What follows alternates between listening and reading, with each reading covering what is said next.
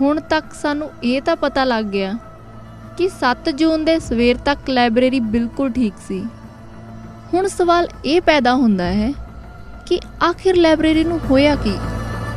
ये पता करन लई असीं सरदार मनजीत सिंह कलकत्ते कोल भी गए, जो उस टाइम SGPC दे मैंबर सन।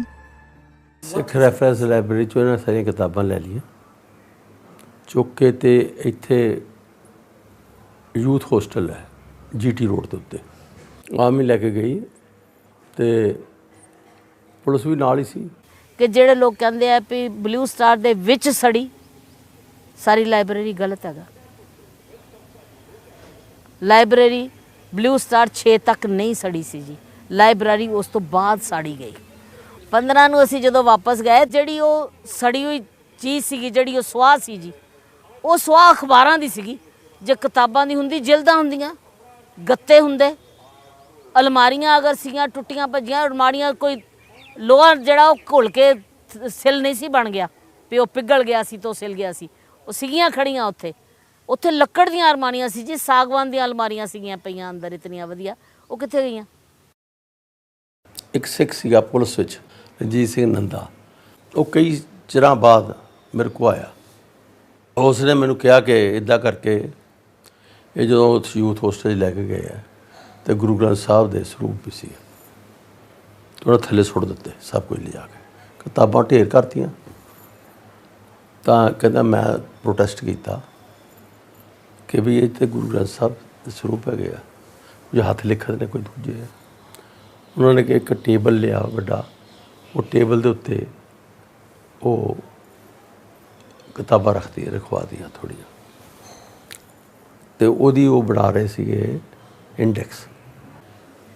उन्हें फिर मैनू वो चों कोई 5-7 चीज़ां दे दियां, वो कहना मैं उत्थों चुकियां सी।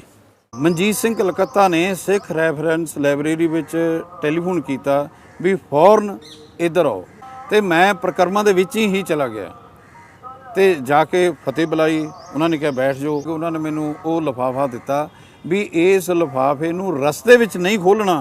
वो जदों मैं आके वेख्या जी, ਉਹਦੇ ਵਿੱਚ ਜਿਹੜੀਆਂ ਪੁਰਾਣੀ ਲਾਇਬ੍ਰੇਰੀ ਦਾ ਹਿੱਸਾ ਸਨ, ਵੀ ਲਾਇਬ੍ਰੇਰੀ ਸੜੀ ਨਹੀਂ, ਲਾਇਬ੍ਰੇਰੀ ਚੁੱਕੀ ਗਈ ਹੈ। ਆ ਤੁਹਾਡੇ ਸਾਹਮਣੇ ਹੈ। ਕਹਿਣ ਵਾਲੇ ਤਾਂ ਇਹ ਕਹਿੰਦੇ ਨੇ ਕਿ 12 ਟਰੱਕ ਗਏ ਜੀ ਕਿਤਾਬਾਂ ਦੇ ਭਰ ਕੇ। ਕਿੱਥੇ ਗਈਆਂ ਉਹ ਕਿਤਾਬਾਂ, ਕਿੱਥੇ ਗਏ ਉਹ ਮਹਾਰਾਜ ਦੇ ਸਰੂਪ, ਕਿੱਥੇ ਗਏ ਉਹ ਜਿੰਨੇ ਹੁਕਮਨਾਮੇ ਸੀਗੇ, ਉਹ ਸਾਰੇ ਉਹ ਸਵਾਹ ਨਹੀਂ ਸੀ ਹੋਏ। ਉਹ ਸਿਰਫ ਔਰ ਸਿਰਫ ਸਵਾਹ ਉਹਨਾਂ ਮੈਗਜ਼ੀਨਾਂ ਦੀ ਸੀ। 100 ਸਾਲ ਦੀ ਪੂਰੀ ਅਖਬਾਰ ਸੀਗੀ, ਕਈ ਅਖਬਾਰਾਂ ਪੂਰੇ 100 ਸਾਲ ਦੀਆਂ ਉੱਥੇ ਪਈਆਂ ਸੀ। ਉਹ ਅਖਬਾਰਾਂ ਸਾਰੀਆਂ ਸਵਾਹ ਹੋਈਆਂ, ਔਰ ਗੋਡੇ ਉੱਥੇ ਸਵਾਹ ਹੈਗੀ ਸੀ। ਜਿਸ ਸਵਾਹ ਵਿੱਚ ਜੀ ਮੇਰੇ ਪਤੀ ਦੇਵ ਗਏ ਸਨ ਜੀ, ਜਿਨ੍ਹਾਂ ਨੂੰ ਕਿਹਾ ਗਿਆ ਵੀ ਚਾਰਜ ਲਾਓ ਜੀ, ਆ ਲਓ ਚਾਬੀ ਤੇ ਲਾਇਬ੍ਰੇਰੀ ਦਾ ਚਾਰਜ, ਕਿਉਂਕਿ ਬਾਕੀ ਸਾਰਾ ਕੁਝ ਪੇਂਟ ਪੁੰਟ ਕਰ ਲਿਆ ਸੀ ਉਹਨਾਂ ਨੇ।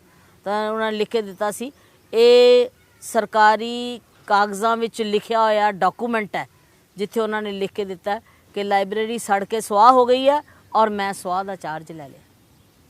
कुछ किताबां वापस आईयां ने, जेड़े पहलों कहते सन वो सड़ गई ने, फिर वो वापस किवें आ गई।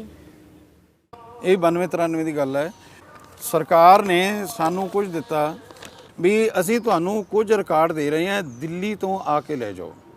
तो मैं तो बलबीर सिंह उस समय के लाइब्रेरीयन असी जाके असी भी समान छांटे उत्थे, ਤਾਂ ਉਹਦੇ ਵਿੱਚੋਂ ਸਾਨੂੰ ਐਕਸੈਸ਼ਨ ਰਜਿਸਟਰ ਸੀ ਜਿਹੜੇ, ਉਹ ਤਿੰਨੇ ਹੀ ਲੱਭ ਗਏ। ਚੋਰ ਜਾਂਦਾ ਆਪਣੀ ਕੋਈ ਨਿਸ਼ਾਨੀ, ਆਪਣਾ ਕੋਈ ਉਹ ਮਤਲਬ ਪੈਰਾਂ ਦੇ ਨਿਸ਼ਾਨ ਉਹ ਛੱਡ ਜਾਂਦਾ ਹੈ, ਤੇ ਉਹ ਆਪਣਾ ਜਿਹੜਾ ਸਰਕਾਰ ਸੀ ਉਹ ਗਲਤੀ ਨਾਲ, ਭੁਲੇਖੇ ਨਾਲ, ਜਾਂ ਉਹਨਾਂ ਨੂੰ ਇਹ ਕਹਿ ਲਈਏ ਕਿ ਉਹਨਾਂ ਨੂੰ ਸ਼ਾਇਦ ਇੰਨਾ ਪਤਾ ਹੀ ਨਹੀਂ ਸੀ ਵੀ ਅਸੀਂ ਇਹਨਾਂ ਨੂੰ ਕੀ ਸੌਂਪਣਾ ਕਰ ਰਹੇ ਹਾਂ।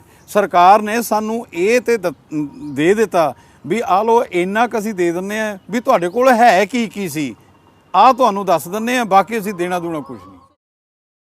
ਸਤਨਾਮ ਸਿੰਘ ਜੋ ਅੱਜ ਅਕਾਲ ਤਖਤ ਦੇ 5 ਪਿਆਰਿਆਂ ਵਿੱਚੋਂ ਇੱਕ ਹਨ, ਜਿਨ੍ਹਾਂ ਨੇ ਕੋਰਟ ਵਿੱਚ ਕੇਸ ਦਰਜ ਕੀਤਾ ਸੀ ਕਿ ਸਿੱਖ ਰੈਫਰੈਂਸ ਲਾਇਬ੍ਰੇਰੀ ਦਾ ਸਮਾਨ ਵਾਪਸ ਕੀਤਾ ਜਾਵੇ।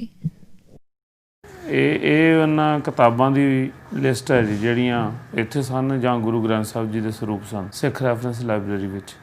ਇਹ ਮਨਜੀਤ ਸਿੰਘ ਕਲਕੱਤਾ ਉਦੋਂ ਸੈਕਟਰੀ ਸੀਗੇ, ਉਹਨਾਂ ਨੂੰ ਮੈਂ ਮਿਲਿਆ ਤਾਂ ਉਹਨਾਂ ਨੇ ਲਾਇਬ੍ਰੇਰੀਅਨ ਜਿਹੜਾ ਸੀ ਇੱਥੇ ਉਹਨਾਂ ਨੂੰ ਜਾ ਕੇ ਕਿਹਾ ਵੀ ਤੁਸੀਂ ਇਹਨਾਂ ਲਿਸਟ ਦੇ ਦਿਓ। ਲਗਭਗ 180-85 ਜਿਹੜੇ ਉਹ ਸ੍ਰੀ ਗੁਰੂ ਗ੍ਰੰਥ ਸਾਹਿਬ ਜੀ ਦੇ ਸਰੂਪ ਅੰਗਰੇਜ਼ੀ ਵਿੱਚ, ਪੰਜਾਬੀ ਵਿੱਚ ਤੇ ਹਿੰਦੀ ਵਿੱਚ, ਉਹਨਾਂ ਸਾਰਿਆਂ ਦੀ ਟੋਟਲ ਜਿੰਨਾ ਵੀ ਲਾਇਬ੍ਰੇਰੀ ਵਿੱਚ ਜੋ ਵੀ ਹੁੰਦਾ ਸਾਰੇ ਦੀ ਇਹ ਲਿਸਟ ਹੈ। 2002 'ਚ ਕੇਸ ਪਾਤਾ, ਕੇਸ ਸਾਡਾ ਹਾਈ ਕੋਰਟ ਦੇ ਵਿੱਚ ਐਂਟਰ ਹੋ ਗਿਆ। ਮੈਂ ਉੱਥੇ ਸਾਬਤ ਕਰ ਰਿਹਾ ਵੀ ਲਾਇਬ੍ਰੇਰੀ ਹੈਗੀ ਹੈ, ਲਾਇਬ੍ਰੇਰੀ ਸੜੀ ਨਹੀਂ ਹੈ, ਲਾਇਬ੍ਰੇਰੀ ਚੁੱਕ ਕੇ ਖੜੀ ਹੈ। 7 ਤਰੀਕ ਨੂੰ ਲਾਇਬ੍ਰੇਰੀ ਇੱਥੋਂ ਚੱਕੀ ਗਈ ਹੈ ਲਾਇਬ੍ਰੇਰੀ ਹਾਲ 'ਚੋਂ। ਉਹਦਾ ਗਵਾਹ ਜਿਹੜਾ ਆਈ ਵਿਟਨੈਸ ਸੀ ਸਾਡੇ ਕੇਸ ਵਿੱਚ ਉਹ ਸੀ ਸ਼ਬਦਲ ਸਿੰਘ ਤੇ ਰਣਜੀਤ ਸਿੰਘ ਨੰਦਾ।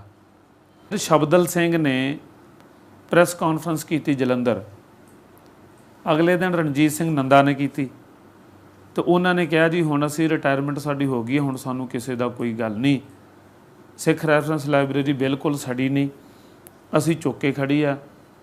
180 ਬੋਰੀਆਂ ਅਸੀਂ ਭਰ ਕੇ ਲੈ ਕੇ ਗਏ ਆ, ਇੰਡੀਅਨ ਆਰਮੀ ਦੇ ਜਹਾਜ਼ ਦੇ ਵਿੱਚ ਉੱਥੇ ਏਅਰਪੋਰਟ ਤੇ ਰੱਖੀ ਹੈ, ਜਾ ਕੇ ਉਹਦੇ ਵਿੱਚ ਲੱਦੀ ਆ, ਫਿਰ ਦਿੱਲੀ ਲੈ ਕੇ ਗਏ ਆ, ਦਿੱਲੀੋਂ ਗਾਂ ਇਹ ਪਤਾ ਨਹੀਂ ਕਿੱਥੇ ਲੈ ਗਏ। ਉਸ ਤੋਂ ਬਾਅਦ ਜੱਜ ਨੇ ਕਹਿ ਦਿੱਤਾ ਵੀ ਜੋ ਵੀ ਸਮਾਨ ਹੈਗਾ, ਜੋ ਵੀ ਤੁਸੀਂ ਚੁੱਕ ਕੇ ਲਿਆਂਦਾ ਵਾਪਸ ਕਰੋ। ਵੀ ਭਾਰਤ ਸਰਕਾਰ ਇਹ ਤਾਂ ਮੰਨ ਹੀ ਗਈ ਹੈਗਾ, ਪਰ ਹੁਣ ਹੈ ਕਿੱਥੇ? ਚੋਰ ਨਹੀਂ ਦੱਸਦਾ ਹੁੰਦਾ ਮੈਂ ਸਮਾਨ ਕਿੱਥੇ ਰੱਖਿਆ। ਮੇਰਾ ਪੱਕਾ ਵਿਸ਼ਵਾਸ ਆ ਉਹ ਇਹ ਹੈ ਵੀ ਇੱਕ ਦਿਨ ਐਸਾ ਜ਼ਰੂਰ ਆਏਗਾ ਜਿਸ ਦਿਨ ਸਿੱਖ ਕੌਮ ਤਲਾਸ਼ ਕਰ ਲੈਗੀ ਉਹਨਾਂ ਕਿਤਾਬਾਂ ਨੂੰ, ਜਿਹੜੀਆਂ ਕਿਤਾਬਾਂ ਬਚੀਆਂ ਹੋਈਆਂ ਔਰ ਉਹਨਾਂ 'ਚ ਜਿਹੜੇ ਸੱਚ ਬਚੇ ਹੋਏ ਨੇ।